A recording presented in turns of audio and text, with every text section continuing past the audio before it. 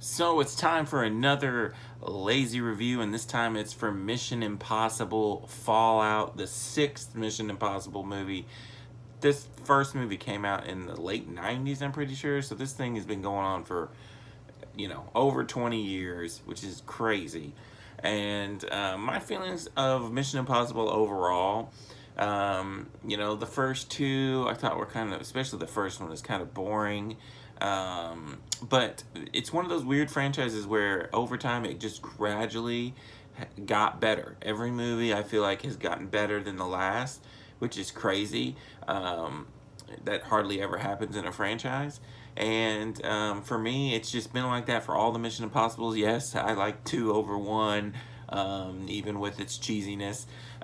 So this one I was looking forward to. I was pumped. This is one of my most anticipated movies of the summer, and it freaking delivers. This movie is so freaking good.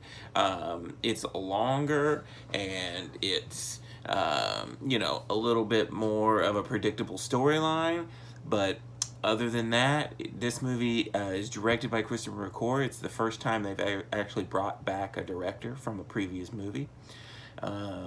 It is the first time they've actually kind of continued a main storyline from the movie before it. Usually, it's a completely separate storyline. So, like I said, the story isn't very different. Basically, I'll say there's been some repercussions from catching the bad dude from the first one, and Ethan Hunt has to deal with those things, get the team back together, and he's kind of been like out in hiding for a while ever since then. The cast is fantastic in this, and the action. Let's just get into the action, because that's what you come to see a Mission Impossible movie for, and it's just fan-freaking-tastic. I mean, there are so many scenes where you're like on the edge of your seat, because you know that is freaking Tom Cruise jumping out of an airplane. That's Tom Cruise flying a freaking helicopter. That's Tom Cruise getting flung around a bathroom. That bathroom scene that you see in the trailer was probably my favorite scene of the whole movie. It's just so brutal, and it feels so real, and just, woo, it's intense. But every action scene in this movie, it's shot beautifully, it looks amazing, and it keeps you on the edge of the seat. For that alone, it's worth seeing, and every time they find a way to top the movie before it. One time he's on the tallest building dangling with some suction cups, and the next time he's dangling off a plane. This one, it's like they did 3 things to try and combine them together and overpower it. But they're funnier, I would say, but this one's probably not as funny as the last, but they always have a little bit of humor. The story is always intriguing enough.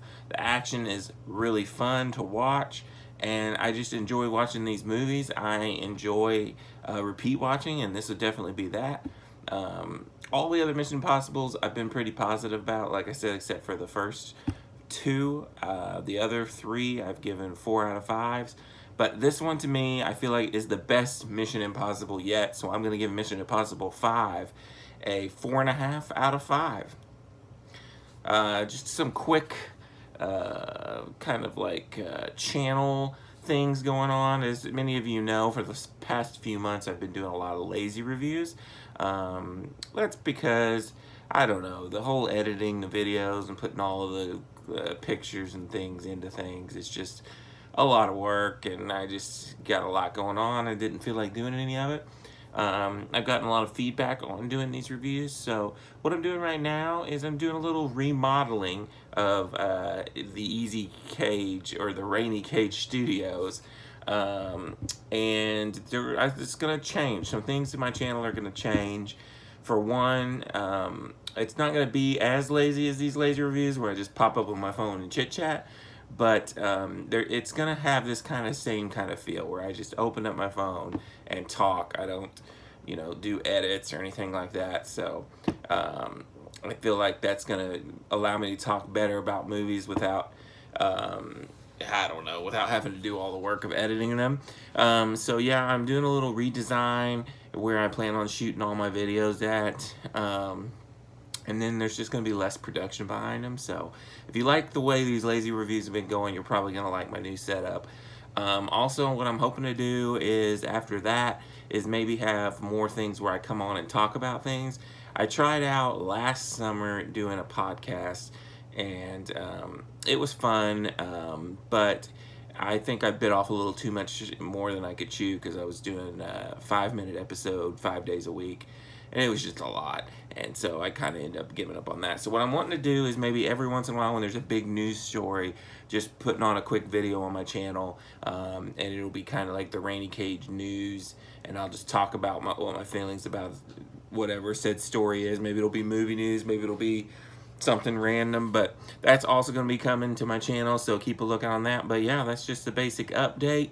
Mission Impossible for Fallout was great. I think tonight or tomorrow I'm going to see Christopher Robin, and next week I'm going to go see The Meg. So there's going to be tons of reviews still coming, some lazy, some not, until I get this whole situation remodeled. I'm just moving stuff around and getting stuff set up. But until then, this is Rainy Cage. Peace out.